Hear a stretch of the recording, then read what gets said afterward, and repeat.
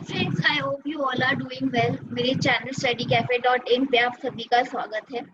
ये वीडियो मैंने एक बहुत इम्पोर्टेंट चीज डिस्कस करने के लिए बनाया है, which is about GSTR 2B। So basically जब मैंने कल GSTR 2B की प्रेस रिलीज का वीडियो डाला था तो मेरे पास एक दो लोगों के मैसेजेस आए थे कि वो ये प्रैक्टिकली भी देखना चाहते हैं। तो इसीलिए आई थॉट कि इसके एक बार प्रैक्टिकल एस्पेक्ट्स भी डिस्कस किए जाएं आप लोगों के साथ, इसलिए मैंने ये वीडियो बनाया। तो आगे बढ़ने से पहले एक रिक्वेस्ट है, अगर आपको ये वीडियो अच्छा लगे तो प्लीज इसे लाइक कीजिएगा और इसे शेयर कीजिएगा। तो इसी के साथ चलिए आगे बढ़ते हैं। So today's discussion is about GSTR 2B। अच्छा, एक चीज और I just want to tell कि मेरे पास लोगों की रिक्वेस्ट आती है कि जो मैं पीपीटी यूज कर रही हूँ उनको वो चाहिए, तो वो पीपीटीज हम लोग अपने टेलीग्राम चैनल पे डाल देंगे। मेरे टेलीग्राम चैनल का नाम स्टडी कैफे है, तो आप अगर सर्च करेंगे तो आपको मिल जाएगा और आप ज्वाइन कर सकते हो। अच्छा, so now let's start with the topic.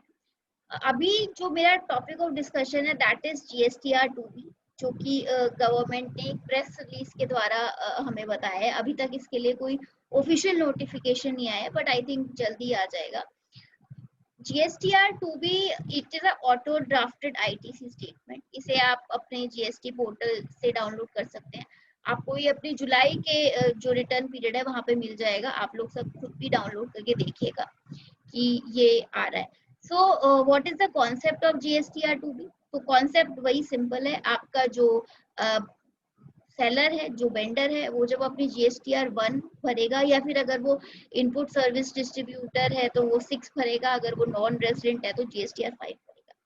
वो अपनी रिटर्न फाइल करेगा और जो रिटर्न में वो इनवॉइसेस को अपलोड करेगा वो इनवॉइसेस ऑटो पॉपुलेट होंगे इन GSTR 2B। अब आप लोग मुझे पूछेंगे कि मैम ये तो GSTR 2A में भी होता था, 2A में भी ऐसा ही होता था, तो GSTR 2B और 2A में क्या फर्क है, ये एक बार डिस्कस करते हैं। देखिए, सबसे बड़ा जो डिफरेंस है between GSTR 2B and GSTR 2A is कि GSTR 2B एक स्टैटिक स्टेटमेंट है। GSTR 2A आपका जो था वो डायनामिक था, वो चेंज होता था। कई बार ऐसा होता था कि आपने आज GSTR 2A का डाटा बनाया, फिर क्या हुआ, अगले ही दिन आपके वेंडर ने अपनी रिटर्न फाइल कर दी और आपका GSTR 2A चेंज हो गया। बट GSTR 2B के साथ ऐसा नहीं है, वो एक स्टैटिक स्टेटमेंट है, वो चेंज नहीं होगा। कैसे, वो हम ये देखते हैं। सबसे पहले तो आपका जो GSTR 2B है वो आपको हर महीने की 12वीं तारीख को मिलेगा। तो फॉर एग्जाम्पल अगर मेरा जुलाई का GSTR 2B है, क्योंकि वो आ रहा है, वो आपका 12 अगस्त तक का को आपके पास आ गया था। अगस्त का जो GSTR 2B है वो आपके पास 12 सितंबर को आ जाएगा। अब कैसे आएगा, किस हिसाब से आएगा? GSTR 2B for the month will contain the detail of documents filed by the supplier in their GSTR 1, 5, 6 between the due date of furnishing GSTR 1 for the previous months। कैसे समझते हैं? सपोज आपकी GSTR 2B for the month of जुलाई किस basis पे आई? देखिए, आपके vendor ने 12 जुलाई से लेके 11 अगस्त, क्योंकि नॉर्मल, अगर मैं यहाँ पे क्वार्टरली की बात नहीं करी, मैं नॉर्मल केसेस में बात करी। नॉर्मल केसेस में क्या होगा, तो ऑब्वियसली अगले महीने की 11 तारीख आपकी GSTR 1 की डेट होगी। तो 11 अगस्त तक जो भी वो इनवॉइसेस अपलोड कर देगा, वो इनवॉइसेस आपके GSTR 2B में रिफ्लेक्ट होंगे जुलाई 2020। अच्छा, उसके बाद अगर वो अपलोड करना भूल जाता है, मिस कर देता है, तो फ्रेंड्स अगर वो मिस कर देता है तो वो आपकी जुलाई के GSTR 2B में आपको नहीं मिलेंगे। फिर वो जिस पीरियड के दौरान अपनी रिटर्न को फाइल करता है, उस पीरियड के GSTR 2B में आपको वो मिलेंगे। अब इसमें एक चीज और हो सकती है। सपोज मेरे वेंडर ने अप्रैल की GSTR 1 फाइल की इस पीरियड के दौरान, उस केस में क्या होगा? Let me use a pen. अच्छा, अब सपोज मेरे वेंडर ने अप्रैल की जो GSTR 2B थी, जो GSTR 1 थी, वो इस पीरियड के दौरान फाइल की, तो वो अप्रैल का जो इनवॉइस है वो आपकी GSTR 2B में रिफ्लेक्ट होगा। ओके फ्रेंड्स, लेकिन जीएसटीआर 2A में क्या कॉन्सेप्ट होता था? जीएसटीआर 2A में होता था कि सपोज उसने अप्रैल की जो जीएसटीआर 2A जीएसटीआर 1 है वो जुलाई में फाइल की, तो उस केस में जो जीएसटीआर 2A अपडेट होती थी वो अप्रैल की होती थी। And that is the reason GSTR 2A को हम कभी भी स्टैटिक नहीं बोलते थे, वो डायनामिक होती थी। जैसे जैसे आपका वेंडर रिटर्न फाइल करता था, आपकी जीएसटीआर 2A उस हिसाब से चेंज होती रहती थी। जीएसटीआर 2B में ऐसा नहीं है। सपोज उसने कोई रिटर्न थी जो फाइल नहीं की, वो भूल गया, and that was pertaining to the month of July, और उसने अपनी ड्यू डेट तक फाइल नहीं की, या फिर ये भी हो सकता है अगर वो क्वार्टरली का बंदा है तो उसकी ड्यू डेट थी नहीं, तो उस केस में वो आपकी जीएसटीआर 2B में नहीं आएगा। अब इस केस में क्या मतलब क्या हम इनपुट नहीं ले सकते? क्योंकि हमारी गलती नहीं है, देखा जाए तो हमारे वेंडर ने रिटर्न जो है वो लेट फाइल की है, तो क्या उस केस में क्योंकि हमारी जीएसटीआर 2B में नहीं रिफ्लेक्ट होगा, तो क्या हम उसका इनपुट ले सकते हैं? नहीं ले सकते। उस पर अभी ऑफिशियली कोई क्लैरिफिकेशन नहीं आई है, लेकिन मेरी समझ से हम इनपुट नहीं ले सकते। मैं भी आप लोगों के साथ एंड में वो चीज डिस्कस करूँ। अच्छा, इसमें मैंने ये वाला एग्जाम्पल आप लोगों के साथ डिस्कस किया कि सपोज जुलाई की जो रिटर्न है वो 11 अगस्त को फाइल करता है, तो अब वो आपको आपकी जीएसटीआर 2B में रिफ्लेक्ट होगी। मेरे केस में सपोज मेरा जो इनवॉइस था वो मई का था, 15 मई का था। अब वो आपकी मई का जो इनवॉइस था, आप ऑल्दो कायदे से तो जो मई का रिटर्न है वो आपका जून में जाना, जो आपकी रिटर्न है उसकी जो ड्यू डेट है वो आपकी बनती है 11 जून। अब जो कोविड के टाइम पे जो रिटर्न्स की ड्यू डेट को एक्सटेंड किया उसको हम अभी कंसिडर नहीं कर रहे हैं, ये नॉर्मली है। लेकिन हुआ क्या, जो मई की रिटर्न है वो उन्होंने फाइल की अभी अगस्त के दौरान, ठीक है? तो वो वाली रिटर्न मेरे को जो जुलाई की मैं मान रही हूँ यहाँ पे जो जुलाई का पीरियड है उसके लिए है, वो आपको जुलाई की रिटर्न में दिखाई देगी, और वो मई की जीएसटीआर 2B में रिफ्लेक्ट नहीं करेगी। लेकिन जीएसटीआर 2A के केस में ऐसा होता था कि वो जब भी रिटर्न फाइल करे उस पीरियड की जो जीएसटीआर 2A होती थी वो अपडेट हो जाती थी। लेकिन ऐसा जीएसटीआर 2B के केस में नहीं होगा। एक बार जो जीएसटीआर 2B का पीरियड निकल गया वो फिर अपडेट होना बंद हो जाएगी, वो उस पीरियड के बाद फिर स्टैटिक हो जाएगी। So this is the major difference between GSTR 2A and GSTR 2B. आगे बढ़ते हैं।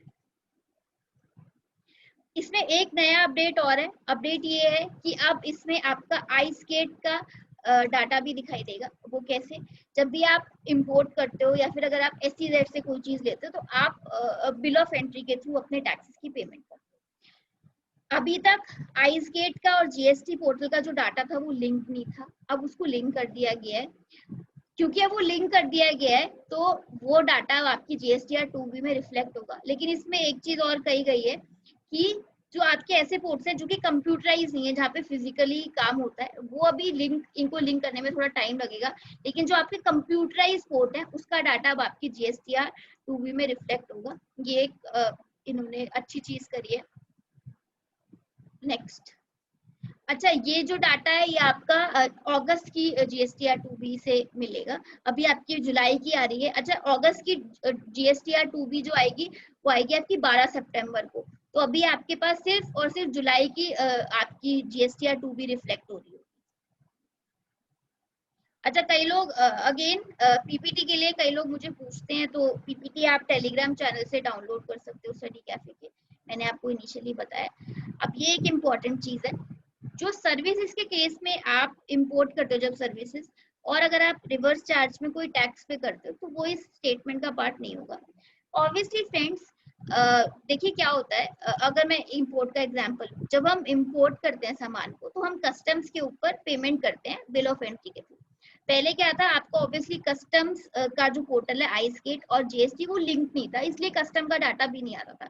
अब उन्होंने आईस्केट को और जीएसटी पोर्टल को लिंक कर दिया, तो ऑब्वियसली आपका गुड्स का डाटा आएगा। उसमें भी उन्होंने बोला जो कंप्यूटराइज पोर्ट है, जो नॉन कंप्यूटराइज पोर्ट है उसका डाटा नहीं होगा। जब आप सर्विसेज इंपोर्ट करते हो तो उस केस में आप खुद ही आप सेल्फ कॉम्प्यूटेशन करते हो, सेल्फ असेसमेंट के बेसिस पे आप रिवर्स चार्ज में टैक्स को जमा करते हो और फिर आप उसका इनपुट लेते हो। तो ऑब्वियसली वो डाटा तो वैसे भी स्टेटमेंट में रिफ्लेक्ट होगा ही नहीं, क्योंकि वो तो हम वैसे भी सेल्फ असेसमेंट के बेसिस पे कर रहे हैं। अच्छा, आगे चलते हैं। अब एक बार जीएसटीआर 2B को देख लेते हैं प्रैक्टिकली। तो let me stop my screen share and मैं एक बार लॉग इन करती हूँ।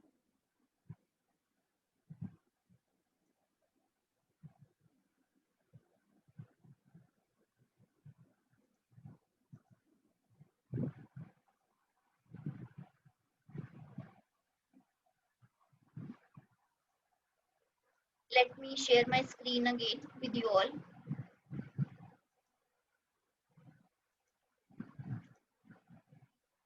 So ये देखिए, जब आप लॉग इन करेंगे तो आप देखेंगे ये आपका जुलाई का है। जुलाई के उसमें अब आपका डाटा रिफ्लेक्ट हो रहा है पोर्टल के ऊपर। This is the GSTR 2B, auto drafted GSTR 2B जो रिफ्लेक्ट हो रहा है जुलाई के केस में। लेट्स सी इसमें क्या है, मैं आपको लॉग इन करके दिखाती हूँ। सो ये आपका जीएसटीआर 2B है। जब आप लॉग इन करेंगे तो लॉग इन करके आप देख सकते हैं। सबसे पहले तो इसमें एक चीज अच्छी है, आप जो समरी डाउनलोड करते हो वो आप एक्सेल में भी कर सकते हो, पीडीएफ में भी कर सकते हो। दूसरी चीज, जब आप जीएसटीआर 2A का एक्सेल डाउनलोड करते थे या जेसन डाउनलोड करते थे तो आपको 15 से 20 मिनट का वेट करना पड़ता था। इसमें ऐसा नहीं है, आपको कुछ वेट करने की जरूरत नहीं है। आप सिंपली एक क्लिक करोगे, क्लिक करने के बाद आपकी पीडीएफ डाउनलोड हो जाएगी। मैंने करके रखा हुआ है, मैं आपको वो पीडीएफ भी दिखाऊंगी, आप लोग भी एक बार डाउनलोड करके देखना।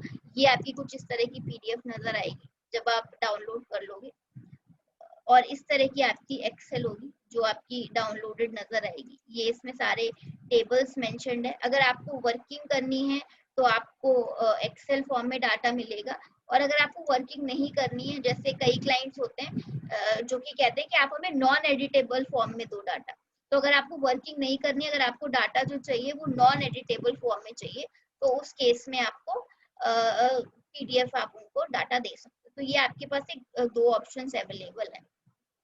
उसके बाद एक बार ये देखते हैं टेबल्स कैसे हैं।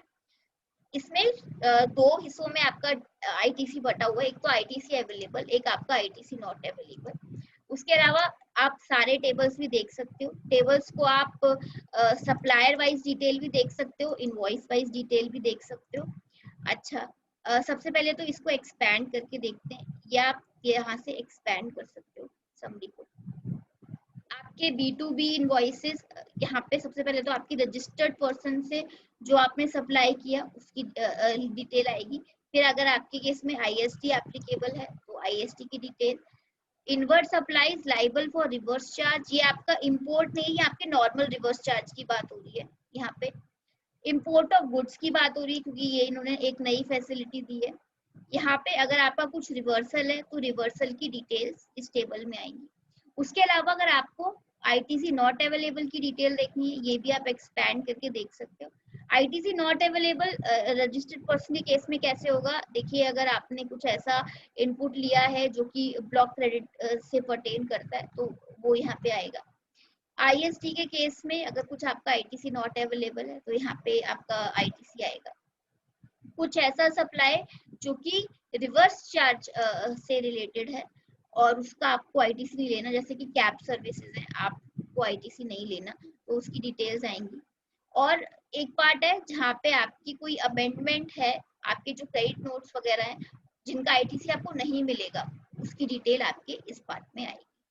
अब इसको और एक्सपेंडेड फॉर्म में देख सकते हैं। जैसे अगर आप देखना चाहते हैं कि B2B इनवॉइसेस जो आ रहे हैं वो किस किस के, तो आप क्लिक करोगे, क्लिक करके आप देख सकते हो। अच्छा, इसमें एक फैसिलिटी और है, अगर आप देखोगे तो इसमें बहुत सारा डाटा है, ठीक है। सपोज मुझे ये हायर मैनेजमेंट को दिखाना है, तो हायर मैनेजमेंट को क्या चाहिए होता है, उनको एक सिंपल फॉर्म में चाहिए होता है। तो अगर उनको सिंपल फॉर्म में चाहिए तो यहाँ पे जीएसटी वाइज डिटेल आ गई। अब सपोज मुझे यहाँ पे एक ट्रेड नेम भी चाहिए क्योंकि जीएसटी से पर्सन को पहचानना मुश्किल होता है, तो अगर मुझे ट्रेड नेम वाइज डिटेल चाहिए तो मैं ट्रेड नेम वाइज डिटेल ऐसे निकाल सकती हूँ, और मैं इसको एक्सेल में डाउनलोड भी कर सकती हूँ। So this was it. मैं यहाँ पे डाउनलोड करके दिखाऊंगी नहीं, आप खुद भी डाउनलोड कर सकते हो। एक बार आप अपना लॉगिन करोगे तो आप डाउनलोड कर सकते हो। सो ये इस तरह से आपकी डिटेल सप्लायर वाइज भी होंगी और ये आपकी डिटेल डॉक्यूमेंट वाइज भी होंगी। सो अगर आप देखोगे तो इन्होंने बहुत कोशिश किया है कि आपके जो आपका पोर्टल है, जो आपका आईटीसी का मैकेनिज्म है, उसको फ्रेंडली बनाने की इन्होंने बहुत कोशिश की है। अच्छा, अब हम अपनी पीपीटी पे वापस चलते हैं। अब एक चीज मैंने बोली थी कि ये इम्पोर्टेंट क्यों है फॉर्म, ये मैं अब आप लोगों के साथ डिस्कस करूंगी। आप लोग के माइंड में भी आ रहा होगा कि यार जब जीएसटीआर 2A था तो 2B क्यों आया। सबसे पहले तो रीजन ये था कि जो आपका जीएसटीआर 2A है वो आपका डायनेमिक फॉर्म था, ये आपका स्टैटिक फॉर्म है। जो प्रॉब्लम्स रिकंसिलिएशन में होती थी जीएसटीआर 2A में, अब वो इसमें नहीं होगी।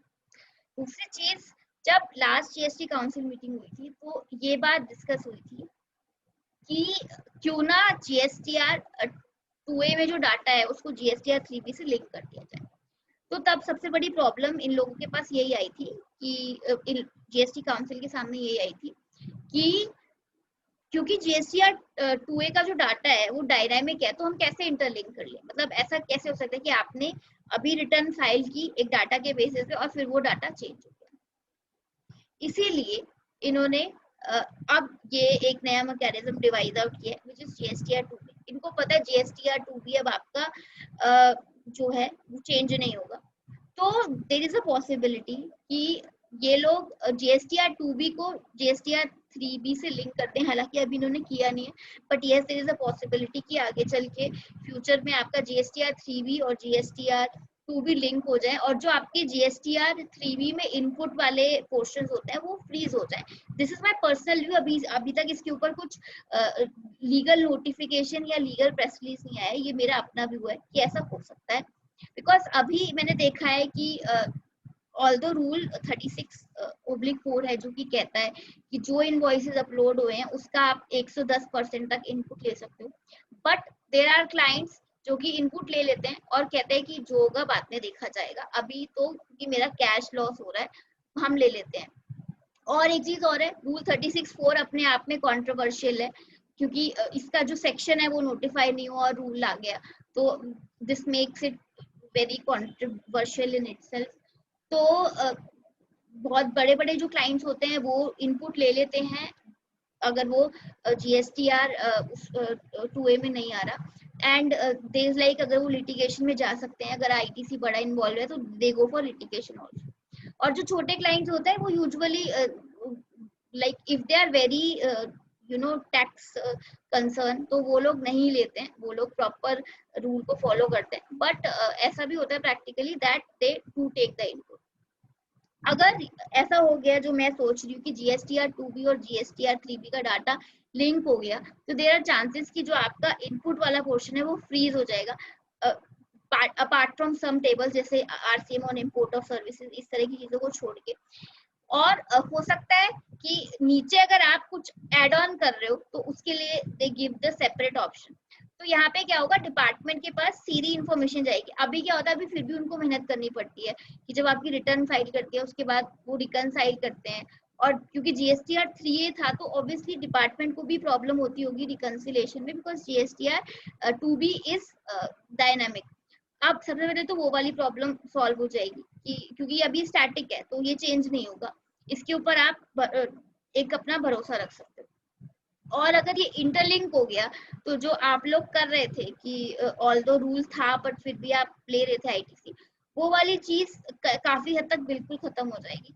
सो that is the reason I think GSTR 2B important है। अब देखते हैं, ये आ तो गया है अभी भी, क्योंकि ये नोटिफाइड नहीं हुआ है, इसका प्रोसीजर कहीं नोटिफाइड नहीं हुआ, ये पोर्टल पे आ गया है और अभी भी प्रेस रिलीज में दे आर सेइंग कि आप इसको यूज कीजिए और हमें बताइए कि कैसा लगता है और आप हमें व्यू पॉइंट्स दीजिए अपने। सो they are doing it on experiment basis, but yes अगर ये सक्सेसफुल रहा तो there is possibility कि ये आपका डाटा आपकी जीएसटीआर 3B में रिफ्लेक्ट हो। So this is important. This was a video which I made. मैंने काफी हद तक बहुत सारी चीजें डिस्कस करने की पूरी कोशिश की है। उसके अलावा जो भी आपकी क्वेरीज हैं प्लीज वो जरूर कमेंट कीजिए, क्वेरीज का रिप्लाई करने में मुझे बहुत खुशी होगी। आपको ये वीडियो कैसा लगा उसके ऊपर भी प्लीज अपने व्यू पॉइंट जरूर नीचे कमेंट बॉक्स में दीजिए। अगर ये अच्छा लगा तो प्लीज इसे लाइक कीजिए, इसे शेयर कीजिए, मेरे चैनल को सब्सक्राइब कीजिए और बेल आइकन को जरूर प्रेस कीजिए। उसके अलावा जीएसटीआर 2B से रिलेटेड जो मैंने प्रेस रिलीज का वीडियो बनाया था वो भी मैं डिस्क्रिप्शन में डाल दूंगी, तो if you want to go through that आप वो भी कर सकते हो। So this was all about the GSTR 2B friends. I hope you like the video and have a nice day friends. Namaste.